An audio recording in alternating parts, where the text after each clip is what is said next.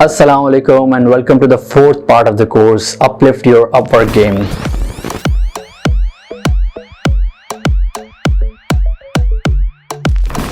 आज की वीडियो में हम लोग बात करने जा रहे हैं कम्युनिकेशन स्किल्स। जिस तरह की पिछली वीडियोस में भी मैं बात कर चुका हूं कि 3 सबसे ज़्यादा इंपॉर्टेंट पिलर्स हैं जो आपकी सक्सेस को डिटरमिन करेंगे। ये ग्राफिक हम पहले भी फर्स्ट वीडियो में देख चुके हैं। ये ग्राफिक रिप्रेजेंट करता है टाइमलाइन ऑफ अ प्रोजेक्ट। एक प्रोजेक्ट को हमने 3 फेजेस में डिवाइड किया था और फिर हमने ये चेक किया था कि कहाँ पर किस स्किल का इस्तेमाल आएगा। और इवेंचुअली कम्युनिकेशन स्किल एक ऐसी चीज़ थी जो तीनों फेजेस में आपको चाहिए होगा और थ्रू आउट आपके साथ चलेगा। तो इस पर काम करना और इसको इम्प्रूव करना निहायत ही ज़रूरी है।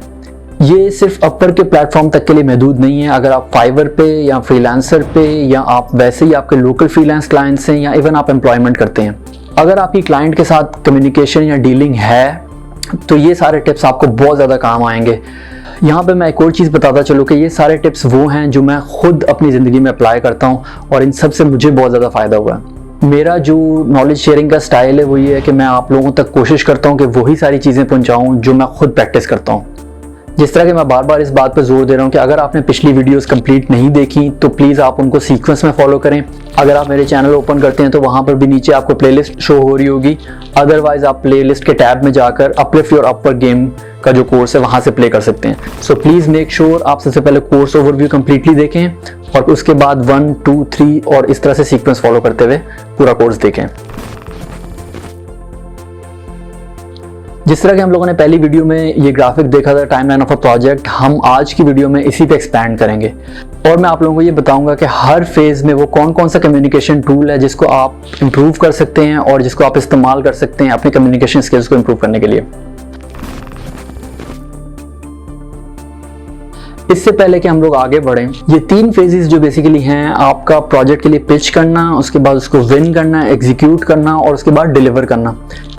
मैं इस पूरे सिनेरियो को इस तरह से देखता हूँ कि मिसाल के तौर पे आप लोग फिशिंग करने जा रहे हैं। तो आइए बात करते हैं आपके पहले फेज़ की। पहला फेज़ है प्री जॉब फेज़। इसको मैं फिशिंग में इस तरह से एग्जांपल दूंगा कि आप लोग फिशिंग करने जा रहे हैं अपने सारे टूल्स वगैरह के साथ फुल तैयारी पकड़ के, और आपने वो जगह का तयन भी किया है और आपने अपनी कुर्सी लगा के सिंपली आपने रॉड फेंक के और अब आप वेट कर रहे हैं मछली के पकड़े जाने का। अगर थोड़ा सा मज़ीद डीप डाउन जाएं तो मैं आपको बताता हूँ जिस जगह का आपने तयन किया है वो है आपकी नीश। जो आपका रॉड है बेसिकली, जो आपका टूल है, ये है आपका कोर स्किल। जो आपकी हुक है वो बेसिकली मेक श्योर करेगी कि उसमें कितनी सलाहियत है कि बहुत बड़ी मछली पकड़ने की या एक छोटी मछली पकड़ने की। तो वो जितनी हुक स्ट्रॉन्ग होगी आपकी उतना ज़्यादा चांस है कि आप बड़ी मछली भी पकड़ सको। तो जो हुक है बेसिकली वो है आपका पोर्टफोलियो। अगेन ये वही बहुत इंपॉर्टेंट पोर्टफोलियो है जिसका मैं बार बार जिक्र करता आ रहा हूँ और लास्ट वीडियो जो कि तकरीबन 20 मिनट की थी उसमें मैंने आपको डिटेल से एक्सप्लेन किया है कि पोर्टफोलियो में होगा क्या क्या। लास्ट थिंग, जो आप बेट लगा रहे हो, जो खाना लगा रहे हो, खुराक लगा रहे हो हुक के ऊपर, वो है आपके कम्युनिकेशन स्किल्स। मछली बेसिकली आपकी वो चीज़ देख के अट्रैक्ट होगी और फिर आपकी हुक में फंसेगी। जितनी स्ट्रॉन्ग आपकी हुक होगी उतना ज़्यादा चांस है कि बड़ी मछली आपके पास फंसे। उसके बाद आप बेसिकली रॉड को पुल बैक करोगे और कोशिश करोगे मछली आप तक पहुंचे सही सलामत। तो फिशिंग की मिसाल देने का हरगिज़ ये मतलब नहीं है कि आप लोग लिटरली मछली को जो है वो क्लाइंट से तशबीह दें। ये बड़ी तौहीन हो जाएगी और मैं ऐसा बिल्कुल भी नहीं चाहता। मैं डीप डाउन बहुत ज़्यादा रिस्पेक्ट करता हूँ क्लाइंट्स की। तो अगेन यहाँ पे कोई कंट्रोवर्सी ना पैदा करें प्लीज़। इस मिसाल को मिसाल के तौर पे लें और कॉन्सेप्ट जो मैं समझाने की कोशिश कर रहा हूँ वो समझने की कोशिश करें। तो अगेन अब हम फोकस करते हैं। पहला जो फेज़ है प्रोजेक्ट जीतने का फेज़, ये वो फेज़ है जब आप सिंपली अपना रॉड फेंकेंगे और इंतज़ार करेंगे कि कब आके मछली फंसती है। तो इसमें आपको बहुत ज़्यादा पेशेंस चाहिए और इसमें आपकी प्रिपरेशन जो है और जो रिसर्च है वो आपकी तगड़ी होनी चाहिए। अब मैं आपको बताता हूँ कि वो कौन से 3 टूल्स हैं जो आपको इस स्टेज पे मदद करेंगे।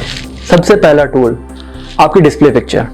आपकी डिस्प्ले पिक्चर प्रोफेशनल होनी चाहिए। थोड़ी सी स्माइल करें, बल्कि खुल के स्माइल करें ताकि वो एक वेलकमिंग वाली फीलिंग आए और ऐसा लगे कि यार फ्रेंडली आदमी है और इससे लॉन्ग टर्म अगर हम चलना चाहें तो वो भी चल सकते हैं। कोशिश करें बैकग्राउंड में कोई डिस्ट्रैक्शन ना हो, अच्छी क्वालिटी की तस्वीर हो। अगर आप लाइट्स वगैरह यूज़ कर सकते हैं फोटोग्राफी में तो वो एक एडिड बेनिफिट है।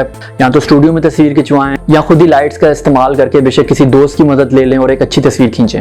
अगर मैं आपको अपनी मिसाल दूं तो जो मैंने अभी करंट डिस्प्ले पिक्चर रखी हुई है, ये मैंने फेसबुक, यूट्यूब, अपवर्क हर जगह सेम ही रिसेंटली अपडेट की है। تو اس کے لگانے کے بعد سے میں یہ نوٹ کیا ہے کہ کلائنٹ کے جو رسپانس کی پرسنٹیج ہے اس میں اضافہ ہوگا. ایک چیز لازم اوائڈ کیجیے گا, پلیز جا کے اسٹوڈیو میں اپنی پاسپورٹ فوٹو نہ کھنچوا لیجیے گا, اور بیک گراؤنڈ میں خاص طور پہ وائٹ یا لائٹ بلو اس طرح کے کلر سے اوائڈ کریں, وہ پاسپورٹ والی فیلنگ افیکٹ دیتے ہیں. اور بالکل سامنے سے نہ دیکھیں, تھوڑی سی اینگل پہ رکھیں, لائٹنگ کا خاص خیال رکھیں, اور ایک اوور آل پروفیشنل تصویر کھینچیں. اس کی ہیلپ کے لیے آپ سمپلی گوگل پہ سرچ کر سکتے ہیں how to take a professional portrait. آپ کو کافی زیادہ ایگزامپلس ٹیوٹوریلز مل جائیں گے. ڈسپلے پکچر کے علاوہ سیکنڈ چیز ہے آپ کا پروفائل. آپ کا پروفائل کا جو فارمیٹ ہے اور آپ نے جو انفارمیشن لکھنی ہے, انشاءاللہ اس پہ میں نیکسٹ ویڈیو میں ڈیٹیل پہ بات کروں گا. یہ وہ سیکنڈ ٹول ہے جو اس اسٹیج میں بہت زیادہ امپورٹنٹ ہے, اور یہ آپ کو ڈیٹرمن کرے گا کہ کلائنٹ آپ کو دیکھ کے رپلائی کرتا ہے یا نہیں کرتا. تھرڈ کمیونیکیشن ٹول جو کہ سب سے زیادہ امپورٹنٹ ہے, وہ ہم سب جانتے ہیں, وہ پورا پروپوزل. آپ کس طرح سے وہ پروپوزل بھیجتے ہو, اس کے اندر کیا کیا چیزیں مینشن کرتے ہو, اپنے پورٹ فولیو کے کون کون سے پروجیکٹس ساتھ اٹیچ کرتے ہو, اور آپ ایک اوور آل کتنا اسٹرانگ یا کتنا ویک پروپوزل بناتے ہو. یہ ساری چیزیں ڈٹرمن کرتی ہیں کہ کلائنٹ اس لمبی لسٹ میں سے کیا آپ لوگوں کا پروپوزل کھولے گا اور آپ لوگوں کو انویٹیشن بھیجے گا یا نہیں بھیجے گا. 2-3 بنیادی ٹپس ہیں اس سٹیج کے لیے, وہ یہ ہے کہ آپ خواہ جتنے مرضی ڈیسپریٹ ہیں, آپ کے پاس اور پروجیکٹس نہیں ہیں, آپ کی ارننگ رکی ہوئی ہے, لیکن آپ نے کبھی اپنی ڈیسپریشن کلائنٹ کے سامنے نہیں رکھنی, کبھی بھی شو نہیں کرنی. ایک اور ٹپ جو کہ بہت ہی آبویس ہے, وہ یہ ہے کہ آپ نے پیشنٹ رہنا ہے. آپ اپلائی کریں لیکن اپنی پوری تیاری سے اپلائی کریں, اور پھر ویٹ کریں. آپ نے اپلائی نہیں کرتے رہنا بلا وجہ ایک ہی اسٹریٹجی کو لے کر. آپ نے پہلے سکسیس دیکھنی ہے, اگر آپ کو ملے گی تو آپ نے اپلائی کرنا ہے, ورنہ آپ کے کنیکٹ ضائع ہوں گے. اگر آپ نے کافی سارے پروپوزلز بھیج رکھے ہیں لیکن کلائنٹ کی طرف سے کوئی رسپانس نہیں آ رہا, تو ایک اچھا طریقہ یہ ہے کہ آپ 1 یا 2 دن کے بعد ایک جنٹل سا فالو اپ کر سکتے ہیں, جس میں آپ سمپلی کلائنٹ کو ریمائنڈ کرا دیں کہ یار میں نے آپ کو یہ پروپوزل بھیجا تھا, I am expecting a reply from you, thank you and looking forward. اب بات کرتے ہیں آپ کا سیکنڈ فیز. اگر کلائنٹ آپ کو رپلائی کرنے میں کامیاب ہو جاتا ہے, تو اب بیسیکلی کون کون سے ٹولز ہیں جو آپ نے اپلائی کرنے ہیں کمیونیکیشن کے حوالے سے, میک شیور کرنے کے لیے کہ کلائنٹ پروجیکٹ آپ ہی کو دے, اور ان دا لانگر رن اگلے آنے والے پروجیکٹس کے لیے بھی آپ ہی کو کنسیڈر کرے. پہلی چیز جو آپ لوگوں نے کرنی ہے, اور میں خود سب سے پہلے یہی چیز کرتا ہوں, وہ ہے میٹنگ. آپ زوم پہ, اسکائپ پہ یا گوگل میٹ پہ ایک کلائنٹ کے ساتھ میٹنگ سیٹ کریں. اگین یہ اس چیز پہ ڈیپینڈ کرتا ہے کہ کیا آپ نے لانگ ٹرم جاب کے لیے اپلائی کیا ہے یا ایک شارٹ ٹرم جاب کے لیے اپلائی کیا ہے. اگر آپ کے پروجیکٹ کا بجٹ کم ہے یا آپ نے ایک شارٹ ٹرم پروجیکٹ کے لیے اپلائی کیا ہے, تو آپ اس اسٹیپ کو اوائڈ بھی کر سکتے ہیں. لیکن چونکہ میری یہ کوشش ہوتی ہے کہ میں لانگ ٹرم کلائنٹس کے لیے ہی اپلائی کروں, تو یہ اسٹیپ اس لیے بہت زیادہ امپورٹنٹ ہے. یہ اسٹیپ اس لیے ضروری ہے کیونکہ کلائنٹ اور آپ کا ریلیشن شپ شروع سے ایک ہیومن ٹو ہیومن ریلیشن شپ ہونا چاہیے. کلائنٹ کو یہ بالکل بھی نہیں لگنا چاہیے کہ آپ اسکرین کے پیچھے بیٹھے ہوئے ایک XYZ فری لانسر ہو, جو وہ آپ کو کام بھیجے گا آپ وہ کر دو گے جواب میں. کلائنٹ کو آپ کی پرسنالٹی بھی اٹریکٹ کرنی چاہیے, آپ کا بات کرنے کا طریقہ اور آپ کے پرابلم سالونگ سکلز, یہ سب آپ دکھاؤ گے آپ کی میٹنگ میں. میٹنگ کے حوالے سے کچھ بنیادی سے ٹپس ہیں. سب سے پہلا یہ کہ آپ جو ٹائم ڈیسائیڈ کرتے ہیں اس پہ حاضر ہوں, بلکہ انفیکٹ اس سے 10 منٹ پہلے آپ میک شیور کریں کہ آپ روم میں ریڈی ہوں. آپ ایک اور چیز میک شیور کریں, آپ کا حلیہ ولیہ ذرا درست ہو, آپ اچھے پریزنٹیبل حالت میں ہو, بیک گراؤنڈ میں کوئی خاص ڈسٹریکشن وغیرہ نہ ہو. کوشش کریں پیچھے یا تو پلین دیوار ہو یا اچھا بیک ڈراپ ہو. یہ سب چیزیں بہت زیادہ کاؤنٹ کرتی ہیں آپ کا امپریشن بنانے میں. سیکنڈلی یہ سب بھی میک شیور کریں آپ کا انٹرنیٹ کنیکشن سٹیبل ہے, آپ کے پاس ایک ڈائری اور ایک پین کی صورت میں نوٹ کرنے کے لیے چیزیں پڑی ہیں. آپ لیپ ٹاپ پہ ہو یا موبائل پہ ہو, میک شیور کریں آپ کا مائک صحیح ہے, آواز کوالٹی صحیح ہے, کوئی بیک گراؤنڈ میں نوائز نہیں ہے, AC کی, پنکھے کی, بچوں کی, گھر والوں کی, یہ سب چیزیں نہ ہوں, اور آپ کا کیمرہ صحیح چل رہا ہو. اور پلیز کوشش کریں گے آپ ذرا لائٹ وائٹ سیٹ کریں لیمپس کی صورت میں, یا آپ کے پاس پروفیشنل لائٹس ہیں آپ ساری سیٹ کریں تاکہ آپ کی ایک شکل ذرا اٹھ کے آئے, ایک اچھی پریزنٹیشن آپ کی نکلے. تھرڈلی یہ کہ میٹنگ میں بالکل بھی شائع نہ ہوں, ریزرو نہ رہیں. اس کا یہ مطلب نہیں ہے کہ آپ بہت زیادہ باتیں کرتے رہیں. جتنی کم باتیں کریں گے, جتنی ٹو دا پوائنٹ باتیں کریں گے اتنا بہتر ہے پہلی میٹنگ میں خاص طور پہ. اور میں اپنی بات کروں تو میری ویسے بھی پرسنالٹی اتنی زیادہ بات کرنے والی نہیں ہے, تو میں کوشش کرتا ہوں کہ ٹو دا پوائنٹ رہوں. لیکن میں نے اپنا ہوم ورک کیا ہوتا ہے, میں نے کویسچنز اگر مجھے پہلے کے پوچھنے ہیں تو میں نوٹ ڈاؤن کر کے رکھتا ہوں, یا جب کلائنٹ اپنی کوئی بات بتا رہے ہیں تو میں میک شیور کرتا ہوں ساتھ ساتھ میں کویسچن نوٹ ڈاؤن کرتا رہوں. تو آپ کو امپریشن یہ دینا ہے کہ آپ اپنے کام کے ماسٹر ہیں, باقی ادھر ادھر کی بات کرنا ضروری نہیں ہے. اس میٹنگ کا مقصد صرف اتنا ہے کہ کلائنٹ کو آپ نے یہ امپریشن دینا ہے کہ آپ ایک پرابلم سالور ہیں, اور آپ نے سننا ہے اور سمجھنا ہے کہ کلائنٹ ایکچولی چاہ کیا رہا ہے اور جو اس کی پرابلم ہے وہ ہے کیا. اور آپ نے سوال اس طرح سے کرنے ہیں کہ آپ نے ڈیپ ڈاؤن وہ کھریدنے کی کوشش کرنی ہے کہ یار اس کی پرابلم ہے کیا, اور پھر ان دی اینڈ آپ نے سولوشن دینا ہے اس کو. तो बेसिकली इस मीटिंग का मकसद यही है कि आप अपने प्रॉब्लम सॉल्विंग स्किल्स दिखाओगे, आप अपनी ओवरऑल पर्सनैलिटी से इंप्रेस करने की कोशिश करोगे और आप अपना प्रो एक्टिव एटीट्यूड वो क्लाइंट के सामने रखोगे। सेकेंड टिप बेसिकली वो ये है कि आप डिफरेंट मीडियम्स यूज़ करने से बिल्कुल भी ना घबराएं। अक्सर लोग इस चीज़ को लेकर परेशान होते हैं कि अपवर्क से अगर वो किसी बाहर के प्लेटफॉर्म पे क्लाइंट से कम्युनिकेशन के लिए चले जाते हैं तो क्या उसमें कोई मसला होगा, क्या अपवर्क की पॉलिसी इस चीज़ की इजाज़त देती है या नहीं देती। आप बिल्कुल बेफिक्र रहें, अपवर्क आपको टोटली अलाउ करता है, आप किसी भी मीडियम पर जाकर बात कर सकते हैं, लेकिन बशर्ते ये कि आप बाहर डायरेक्ट ना हो जाएं क्लाइंट के साथ और आपकी सारी ट्रांजैक्शन जो है बेसिकली वो अपवर्क के प्लेटफॉर्म के थ्रू ही हो। और मैं आप लोगों को सजेस्ट करूंगा कि बिल्कुल भी डायरेक्ट होने का फ़ायदा नहीं है। क्यों? क्योंकि आप अपवर्क पे ही रहें, आप अपवर्क की अपने स्टैट्स को बेहतर करें। आप अगर अपनी अर्निंग्स को बेहतर करते हैं, अपने स्टैट्स को बेहतर करते हैं अपवर्क पे, तो यकीन करें आपको हज़ारों नए क्लाइंट्स अपवर्क के थ्रू मिलेंगे। अगर आप एक को लेकर उड़ जाएंगे तो वो इन दी एंड लॉन्ग टर्म आपका सोल्यूशन नहीं है, वो आपका एक ही क्लाइंट रहने वाला है। तो इस छोटे से मुनाफे के पीछे अपना लॉन्ग टर्म पोटेंशियल ख़राब ना करें। अपनी बात करूं तो मैं क्लाइंट से बहुत ज़्यादा डिफरेंट मीडियम्स पे कम्युनिकेट करता हूं, जिनमें स्लैक आ जाता है, जिसमें गूगल ड्राइव से हम लोग फाइल ट्रांसफ़र वगैरह करते हैं, व्हाट्सएप भी ओकेजनली। हालांकि व्हाट्सएप मैं बहुत ही कैजुअल मैसेजेस के लिए रखा हुआ है और ज़्यादातर कोशिश मेरी ये होती है कि व्हाट्सएप से क्लाइंट पे रब्ता ना हो, लेकिन 3 से 4 जो मेरे लॉन्ग टर्म क्लाइंट्स हैं उनमें से एक जो है जिससे मैं व्हाट्सएप पे कुछ अर्जेंट वगैरह डिस्कस करना हो तो वो कर लेता हूँ।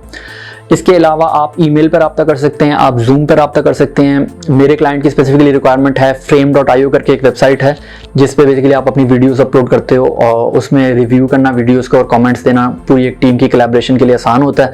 तो वो frame.io की मैंने मेंबरशिप ली हुई है और उस वेबसाइट पर भी हम लोग कम्युनिकेट करते हैं।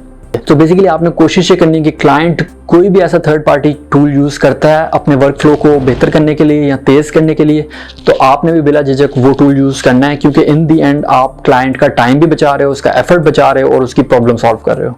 तीसरी चीज़ ये है कि अपनी एक्सपेक्टेशन प्रोएक्टिवली डिसाइड कर लें। आपने कुछ भी लटका के नहीं रखना। अपने प्रोजेक्ट के हवाले से सारी रिक्वायरमेंट्स से सबसे पहले डिस्कस कर ही लेनी है कि यार इसमें स्कोप ऑफ वर्क क्या होगा, मैंने क्या क्या करना है और आप मेरे से क्या क्या एक्सपेक्ट कर रहे हो। सेकेंडली रिविजन्स के मामले को भी पहले डिस्कस कर ले। मैं 5 रिविजन्स दूंगा, 10 रिविजन्स दूंगा, अनलिमिटेड रिविजन्स दूंगा, ये आप लोगों पर मैं छोड़ता हूँ। थर्डली अपनी स्केड्यूलिंग और अपनी अवेलेबिलिटी, ये सारी चीज़ें क्लाइंट को पहले ही बता के रखें आप, ताकि आगे जाकर कोई ऐसा मसला ना हो जो आपके नेगेटिव फीडबैक या क्लाइंट का कॉन्ट्रैक्ट एंड करने का वजह बने। चौथे नंबर पे है plan the project in advance. इसका मतलब ये है कि आपने पूरा जो प्रोजेक्ट का स्केड्यूल है वो अपने स्केड्यूल में एंटर करके रख लेना है। मीन्स ये मेरे साथ भी हो चुका है कि मैं शुरू में एक साथ 5 से 10 प्रपोजल्स भेजे और फिर मैंने वेट किया और एक तरफ से मुझे इंटरव्यू की कॉल आ गई और फिर एक हफ्ते के बाद मुझे दूसरी जगह से भी आ गई। अब मसला ये हुआ कि मेरा पहला प्रोजेक्ट चल रहा है और दूसरा उससे क्लैश कर रहा है, तो यहाँ पे थोड़ा सा मैनेजमेंट का इशू आ गया। इसलिए आपने हमेशा पॉजिटिव रह के अप्लाई करना है और एक सर्टेन नंबर ऑफ प्रोजेक्ट्स पे ही अप्लाई करना है और फिर आपने वेट करना है। ऐसा ना हो कि आपको 2-3 जगह से एक साथ रिस्पॉन्स आ जाए और फिर आप उनको हैंडल करने में आपको मसला हो। डेडलाइंस आपको हर हाल में फॉलो करनी है। अगर आपने एक भी डेडलाइन मिस की ना तो वो आपका प्रोफेशनल जो इमेज है ना वो उस चीज़ को ख़राब करता है। आपने हमेशा डेडलाइन जो डिसाइड कर रहे हो उससे कोशिश करनी है 2-3-4 घंटे पहले ही आप अपना काम मुकम्मल रखो। अगर फॉर सम रीज़न कोई खुदा न खासा एमरजेंसी या किसी वजह से आप नहीं उस चीज़ पे कमिट कर पा रहे तो आपने क्लाइंट को वेल इन एडवांस इन्फॉर्म करना है कि यार मैं इस डेट पे जो आपसे कमिटमेंट किया हुआ मैं आपको नहीं दे पाऊंगा, अपॉलॉजीज, तो मैं आपको नेक्स्ट डेट पे दे पाऊंगा। I hope it's okay with you and thanks for your understanding. तो आपको हमेशा क्लाइंट को इन द लूप रखना है, प्रिपेयर रखना है, कोई आखिरी टाइम पे सरप्राइज नहीं देने। लास्टली जो सबसे ज़्यादा इंपॉर्टेंट चीज़ है वो है कि आपने कमिट कम करना है और डिलीवर ज़्यादा करना है। Always commit less and deliver more. ये चीज़ मुझे पर्सनली भी बहुत ज़्यादा पसंद है और ये चीज़ हमेशा आपको पॉजिटिव रिव्यू ही देगी इन दी एंड। आप हमेशा क्लाइंट की एक्सपेक्टेशन ये रखो और आप डिलीवर ये करो।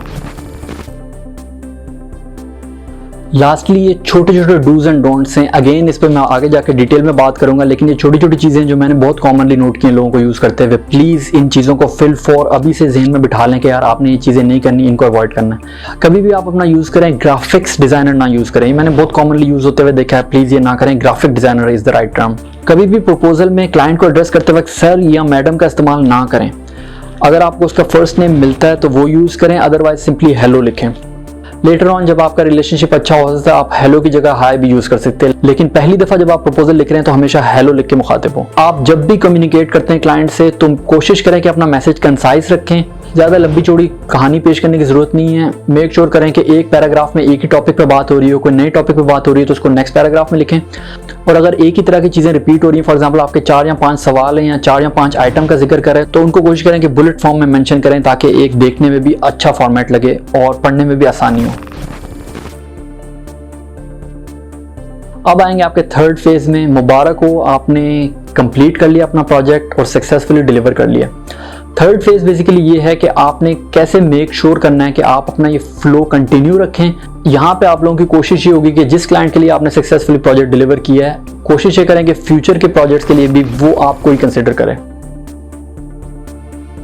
तो यहाँ 2-3 छोटी छोटी चीज़ें हैं जिनका आप इस्तेमाल कर सकते हैं। पहली ये चीज़ कि क्लाइंट से फीडबैक लेना ना भूलें। अगर for some reason client feedback देना भूल जाता है तो आप उसको रिमाइंड करा सकते हैं और उसमें आपको कोई ये चीज़ मेंशन करने की ज़रूरत नहीं है कि मुझे अच्छा फीडबैक दे।